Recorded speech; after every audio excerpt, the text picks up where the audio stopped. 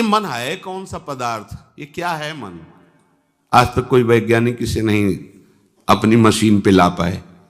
जैसे एक्सरा होता है, सीटी स्कैन होता है, अल्ट्रासाउंड होता है, आज तक किसी ने मन का किया भाई ये झलक रहा है मन, यहां से थोड़ा क्रेक हो रहा है मन, कहीं आज तक किसी ने? ये वैज्ञानिक की नहीं है, ये योग की, ये योग की वृत्ति से इसको पकड़ा जाता है। ये वैज्ञानिक की दृष्टि में नहीं है। वैज्ञानिक तो स्थूल केवल हड्डी मांस चर्म, वो आंतरिक। आज तक किसी वैज्ञानिक ने बुद्धि को, मन को, चित्त को, अंतःकरण के किसी एक वृत्ति को भी पकड़ पाए तो बताना। क्योंकि मशीन स्थूल, उसकी जानकारी स्थूल, तो स्थूल का ही एक्सरा होता है, स्थूल का ही सीटी स्कैन होता है। आज तक अंतःकरण पर किसी का प्रवेश हुआ हो योग की शिवा तो हमें बताना।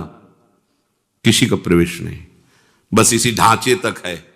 चाहे जितना बड़ा वैज्ञानिक हो, चाहे जितना बड़ा कोई डॉक्टर हो, चाहे जितना बड़ा कोई आयुर्वेदाचार्य हो, सूक्ष्म शरीर में प्रवेश नहीं है। वो तो योगारूढ़ पुरुष देखता है। अब ये योग मार्ग है, भगवत मार्ग है। अब यहां शुरू, ये है क्या मन? कौन सा पदार्थ भाई? क्या है ये? ये कह रहे हैं कि तुम्हारे जड़ शरीर और परमात्मा आत्मस्वरूप, इसके बीच की एक आकर्षण शक्ति है। बड़ा विलक्षण है ये। इसे ना आप जड़ ही कह सकते हो, ना इसे चैतन्य ही कह सकते हैं। आप इसको यह भी नहीं कह सकते कि जड़ है। आनंद का पूर्ण मूर्तिमान स्वरूप इसी में प्रकट होगा। आप इसे चैतन्य भी नहीं कर सकते क्योंकि प्रकृति से है। मना कष्टानि इंद्रियाणि प्रकृति स्थानि कर्षति। इसी से बंधन और मोक्ष है, इसी से। मन एवं मनुष्याणाम कारणम बंध मोक्षयो। यही जब तक ये बिचौलिया इधर रहेगा संसार की तरफ, तो आप बंधे हैं। कोई भी हो, प्रभु की तरफ आ गया तो आप मोक्ष की प्राप्ति। हम लोग जो उपासना के मार्ग में बीच में त्रिशंकु की तरह भी हैं, ना पूरे प्रभु की तरफ हो पा रहे और न संसार भी अब अच्छा लग रहा है। ये स्थिति ज्यादा भयावह होती है। कम से कम संसारी मूढ़तावश से ही वो अपने मार्ग में तो है, मूढ़तावश अज्ञान के मार्ग तो उसी में राजी है। 100 कुंतल गेहूं हो गया है, थोड़ी लाही चना हो गया है, बढ़िया है, वो खुशी हो गया इतने में, बढ़िया है। बच्चों का ब्याह हो गया, वो मुक्त हो गया। देखो ना अनुभूतियां, देखो ना, मुक्त हो मतलब आप क्या, मतलब फाइनल में वो आप क्या, हमारे जैसा भाग्यवान कौन?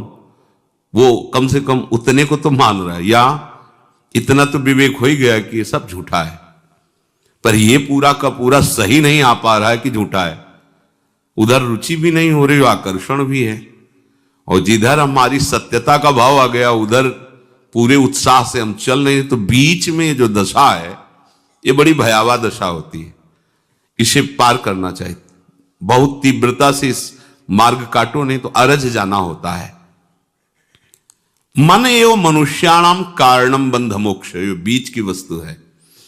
चैतन्य घन आत्म स्वरूप का इस पर प्रकाश पड़ रहा है, इधर प्रकृतिजन्य आकर्षण इस पर पड़ रहा है, मन पर दोनों। इसे ना आप जड़ कह सकते हैं, ना आप इसे चैतन्य कह सकते हैं। एक विलक्षण वस्तु है मन। जगत नाम की कोई चीज नहीं, इसी मन ने रचा है जगत को। तुम्हारा मन नहीं तो जगत है ही नहीं। ये वैज्ञानिकों की भाषा नहीं है, ये योगारूढ़ महापुरुषों की भाषा है। अब आपको उसको बिल्कुल सरल भाव में बता रहे हैं। मन है तो जगत है, मन नहीं तो जगत नहीं। अब आप विचार करके देख लो। जो बात आपने मन में डाल दी है उतना ही आपकी समझ में है। जो बात नहीं मन में डाली वो है ही नहीं आपके। बहुत बड़ी सृष्टि, बहुत विषय, बहुत प्रपंच, लेकिन जितना डाला है ना मन में उतना ही आपके है। इसके बाद कहां है आप बताओ? आप सोचो कैसा है हालैंड, थाईलैंड, अमेरिका, कैसा है भला दिखा दे मन आपको। लेकिन चित्रपट में भी अगर देखा है और डाल दिया है मन में, ऐसा है। मन से ही जगत है, नहीं तो है नहीं। बोले है तो तभी तो चित्रपट डाला उसमें। तो वो भी जो चित्र बना किसी मन के द्वारा ही बना है। वो भी जो बना स्थान जिसमें चित्र में डाला गया, वो भी मन के द्वारा ही बना है। कैसे? बोले जैसे स्वप्न में शरीर स्थूल पड़ा हुआ है और स्वप्न में पूरे का पूरा संसार रच दिया इस मन ने। मन ही अस्त्र बना, मन ही मारने वाला बना, मन ही मरने वाला बना, मन ही बचाने वाला बना, मन ही खाने वाला बना, मन ही खिलाने वाला बना। जो वस्तु खाई जाती वो मन बना। सब कुछ स्वप्न में केवल मन बना, केवल मन, दूसरा कुछ नहीं। स्वप्न में केवल मन बना। और जब जगे आप तो कुछ था क्या? ये कब पता चला? जब जगे। अगर आपको जगत दिखाई दे रहा है तो अभी जगे नहीं है। स्वप्न में भी ऐसा एक स्वप्न आता कि मैं जग चुका हूं। उसी स्वप्न में स्वप्नांतर भी देख रहा है वो, लेकिन है वो स्वप्न में ही। ठीक ऐसे ही जब तक स्त्री पुरुष जड़ चैतन्य ऊंच नीच सुख दुख हानि लाभ, ये स्वप्न रचा हुआ है मन रूपी माया का। ये मन जब तक भगवदाकार नहीं होगा तब तक ये जगत दिखाई दे रहा है। इस जगत का अस्तित्व है मन से ही है। मन ठीक हो गया तो आप ना कभी बंधे थे और ना आपका कभी मोक्ष होगा, क्योंकि आप बंधन को प्राप्त होते तब तो मोक्ष होता। आपको कोई बांध ही नहीं सकता, आप भगवान के अंश हैं। ये संकल्प विकल्प करके जैसे स्वप्न में पूरी सृष्टि रचता है। जनक जी ने तो ये देखा है, एक दिन स्वप्न में देखा कि उनका राज्य छिन गया है, बहुत गरीब हो गए हैं, भूख से बहुत व्याकुल हैं।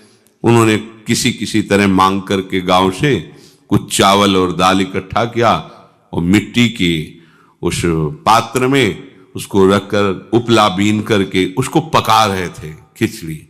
इतने में दो सांड लड़ते हुए आए, वो खिचड़ी भी मिट्टी का पात्र फूल, बड़े व्याकुल हुए भूख से। और जब जगे देखा सिंह अपनी शैया पर। देवताओं को भी जो सुख नहीं महाराज जनक जी को प्राप्त थे। सिया जी के पिता होने का सौभाग्य मिला, ज्ञानियों में शिरोमणि विदेहराज। ये क्या था? भूख से व्याकुल दर दर भटक रहा था। ये सत्य कि अभी इस राज वैभव में, कि ये सत्य, ये सत्य कि वो सत्य, क्या है? एक शब्द में अष्टावक्र जी ने उत्तर दिया था, ना ये सत्य ना वो सत्य।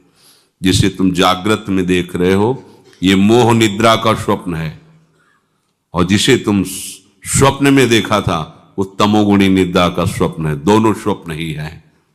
ये दोनों स्वप्न मन के बनाए हुए हैं, नहीं तो भगवान के सिवा एक कण भी कोई और नहीं है। पक्की बात यह है। ये मन जब तक भगवदानंद में युक्त नहीं होता तब तक ये जगत का प्रपंच स्वयं रचता रहता है। ये जिस पदार्थ को ग्रहण करता वही रूप बना लेता है अपना। देखो गुलाब जामुन, मन बन गया गुलाब जामुन, स्वाद बन गया, रसेंद्री में स्वाद आ गया, आंखों के सामने गुलाब जामुन आ गया, और मन में व्याकुलता पैदा हो गई। ये कुछ भी हो, कैसे भी हो, गुलाब जामुन पवा, जलेबी पवा दो, मन जो जो चाहो। अब देखो जहां आपने किसी वस्तु को आनंद अंश में स्वीकार किया, इसमें सुख है, वो पूरा का पूरा मन बन जाएगा। देख लो आप, किसी भी विषय, पदार्थ, वस्तु, व्यक्ति, स्थान, वो मन बनता है। अमुक भोग, मन वही सीन ले आया, वही व्यक्ति ले आया, वही आनंद ले आया, वही बन रहा है, दूसरा कुछ नहीं। बाहर तो क्रिया होगी केवल, बन के वो सब तैयार कर दिया मन ने।